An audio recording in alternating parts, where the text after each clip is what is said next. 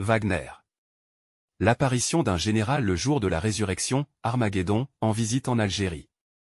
Le général Sergueï Sourovikine, l'un des principaux dirigeants de l'attaque russe contre l'Ukraine, démis de ses fonctions en raison de ses liens avec le groupe Wagner, est réapparu lors d'une visite officielle en Algérie, après des mois d'absence. L'agence française a précisé que Sourovikine était visible sur des photos publiées mardi par la mosquée Ibn Badi à Oran, ouest de l'Algérie, et republiées vendredi par les médias russes, portant un uniforme marron clair sans aucun insigne militaire, et à côté de lui. Il y avait des officiers russes en uniforme militaire avec l'imam de la mosquée, Cheikh Abu Abdullah Zabar.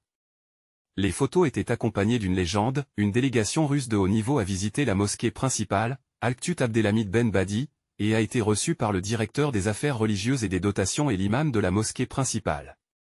La visite et son objectif n'ont pas été officiellement annoncés et Moscou n'en a pas du tout parlé. Les spéculations vont bon train sur le sort de Sergueï Sourovikine depuis sa disparition suite à la rébellion armée du groupe Wagner contre le commandement militaire à Moscou en juin.